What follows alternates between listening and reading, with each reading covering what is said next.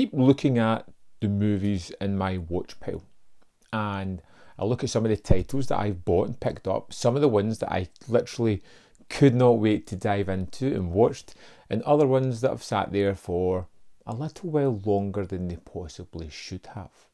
New titles have come into the watch pile and have been watched before it, and it made me wonder, why was I picking these titles up?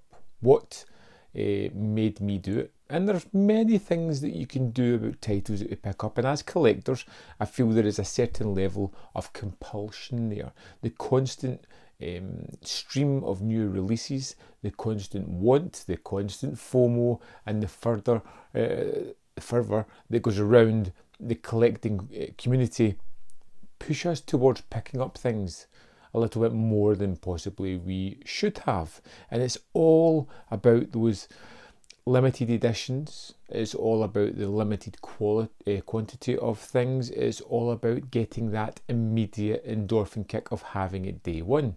I've spoke before about that lack of not being day one. Not getting it first somehow makes the product secondary. It's all about getting it and not about consuming it. Now,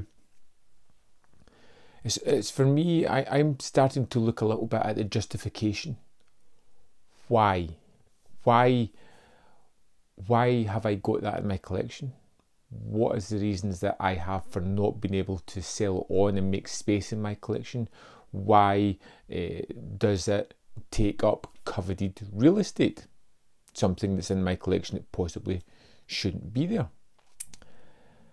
Most recently, I think the biggest issue I've got, the biggest mistake I've made as a collector, one of the biggest releases this year that I've picked up, and it's something I've spoke about before, is the Battle Royale Arrow video set.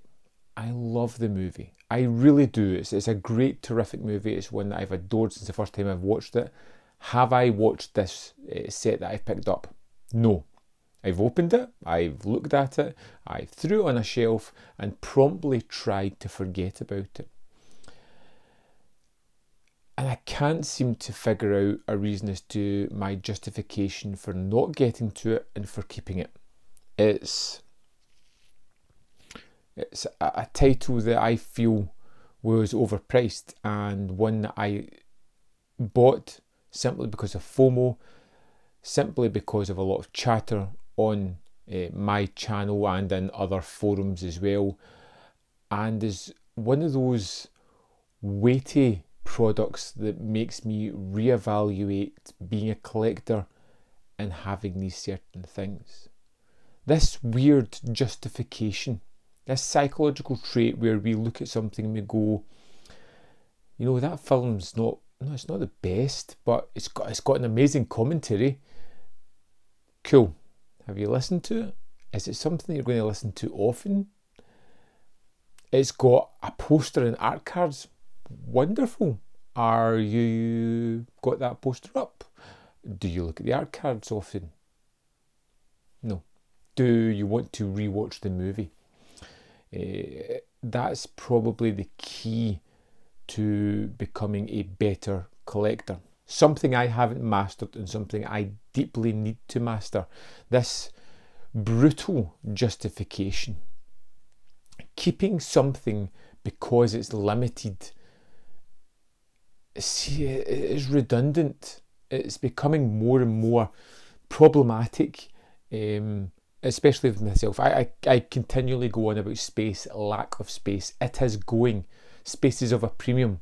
Why, therefore, can I not move things on?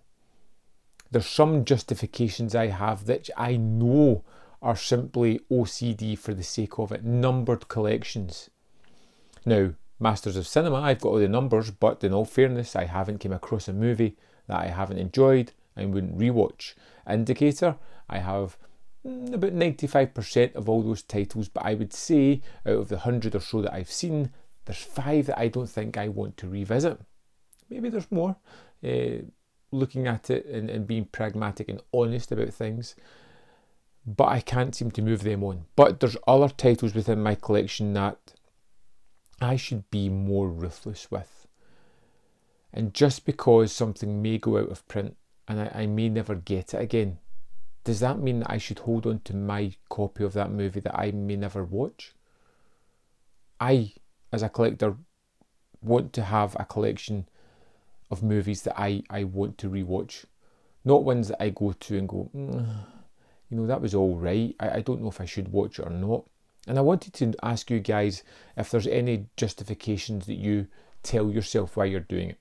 Why you're keeping a certain title. Why you need to have a certain title. I am becoming more and more frustrated with myself as a collector when I'm looking at titles to pick up. There's certain labels where I am truly excited to get the movies. Vinegar Syndrome is one of those companies. Now, I know exactly what kind of movie I'm going to get, and I know it's going to be easy to watch, easy to digest, and it may either be crap or it could be brilliant, one or the two. But I know what I'm getting. 88 films, I know what I'm getting there. Arrow Video have slipped, and therefore I don't buy as many from them. Masters of Cinema are always interesting, and I'm always happy to get them. But I don't need to be buying everything. I don't need to have that justification that enables me to pick up these titles. I think something that I may look at doing is not picking up immediately, not having that hair trigger of pre-ordering a lot of things. There's things that I am dubious about now. I was really interested in Death Screams, an Arrow release, because it was a slasher movie. I'm a fan of slasher movies. One has to be really dull or boring for me not to like it, and I mean really dull or boring. And I was tempted by Death Screams, but £18 for a new release was just something I wasn't quite happy with.